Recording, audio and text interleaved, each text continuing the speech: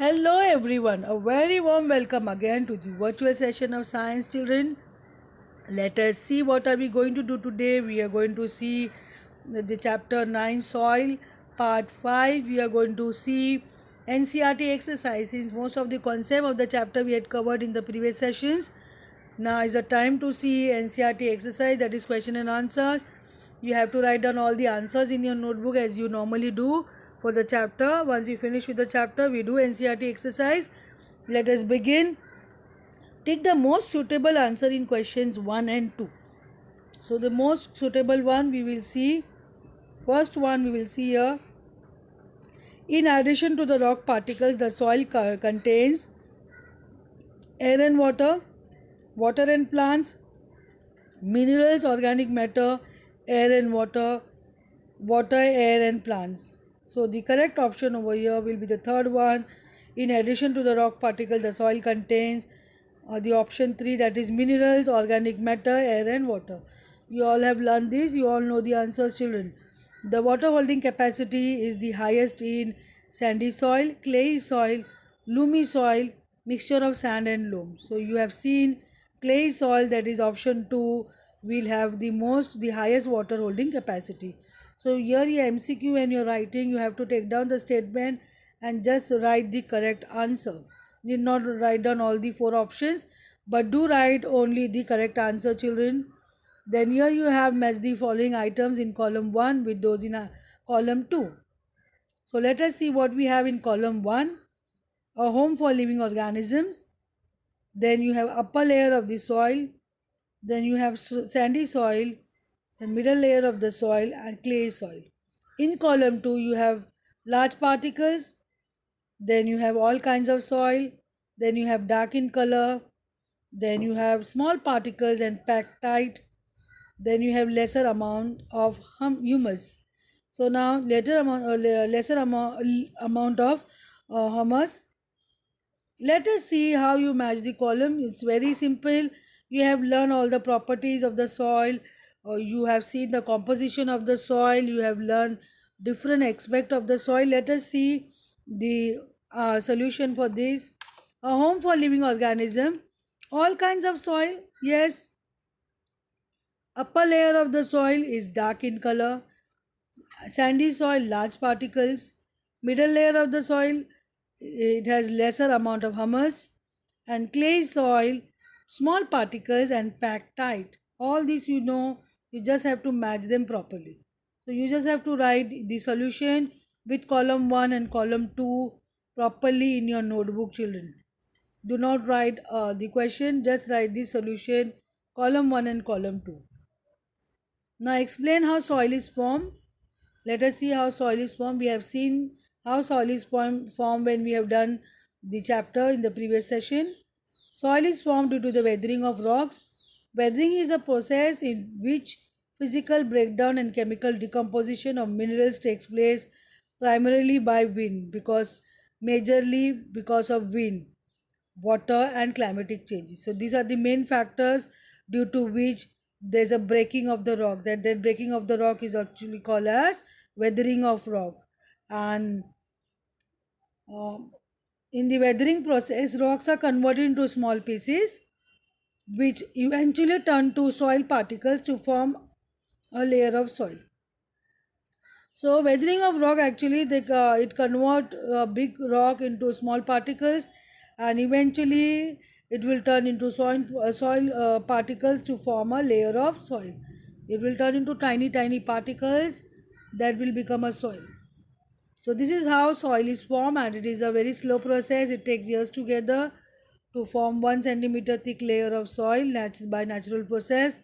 So how important a soil is, we have learned in the previous session, children. How is clay soil useful for crops?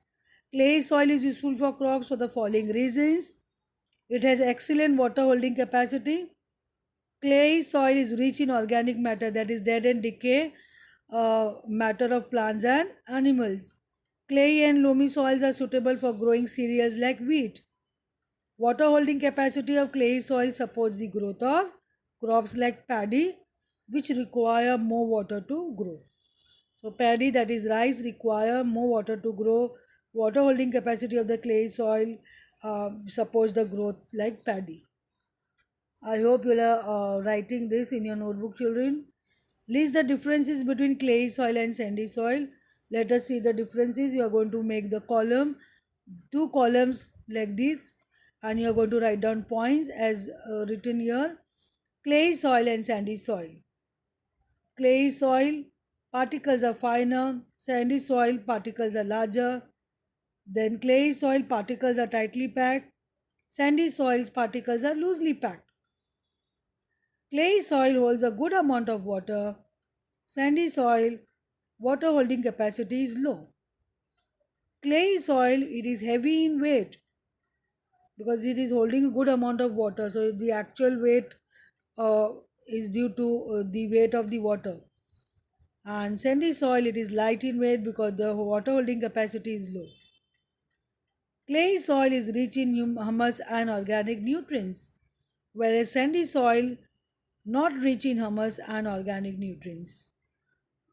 Clay soil, very little air is trapped between the particles because the particles size is very small. They are tiny particles, so very little air is trapped in between. Whereas sandy soil, more air is trapped between the particles because they have a larger space in between the particles since the particle size are larger.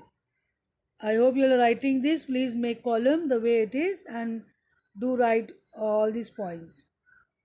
Sketch the cross section of soil and label the various layers. Now one more question over here. You have to draw the cross section of a soil. When you take a cross section, you just imagine a cutting of the soil by cross section method, and you have to label the various layers because by doing cross section the various layers will be exposed and easier for us to study. So when you do this study, let us see what do we find. Here you have various layers which we have already discussed in the previous session. At the beginning of the session of the chapter, we have seen the different layers of the soil when it is exposed. So here you have cross section. You will draw this diagram in your notebook. The top layer, that is a horizon, that is uh, have good amount of humus, that is dead and decay of plants and animals, the organic matter. The top soil it will be very fertile. Then you have a B horizon, then you have a C horizon, and the bedrock, that is a parent rock. So different size particles of the soil will be there at different layers, and you just have to draw this diagram in your notebook and label it properly. Then Razia conducted an experiment in the field related to the rate of percolation. We have seen the rate of percolation formula, children. Let us see this question. She observed that it took 40 minutes for 200 ml of water to percolate through this soil sample. She has taken a soil sample and she checked the percolation rate is 40 minutes for 200 ml of water. Then calculate the rate of percolation. So amount of water 200 ml, percolation rate is 40 minutes. Percolation rate formula is amount of water in milliliter, that is ml, upon percolation time in minutes. You just have to divide 200 ml upon 40 minutes.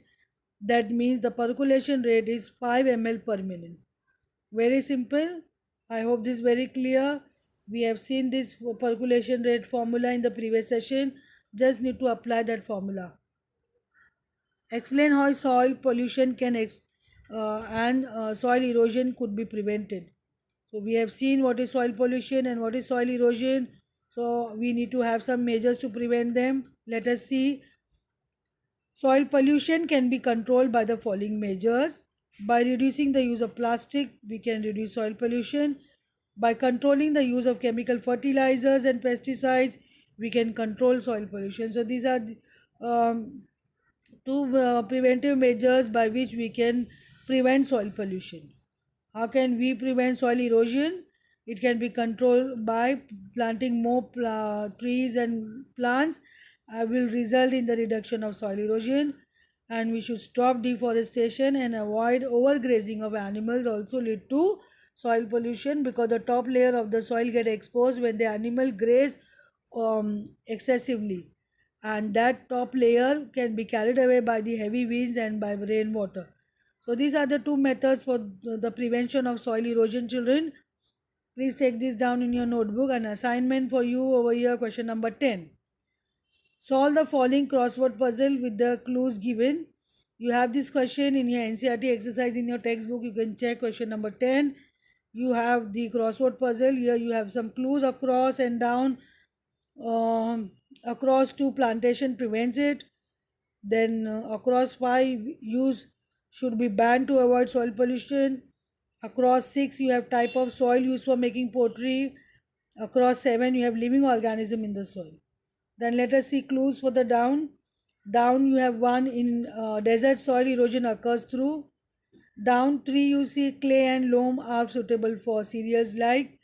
And then down 4 this type of soils can hold very little water.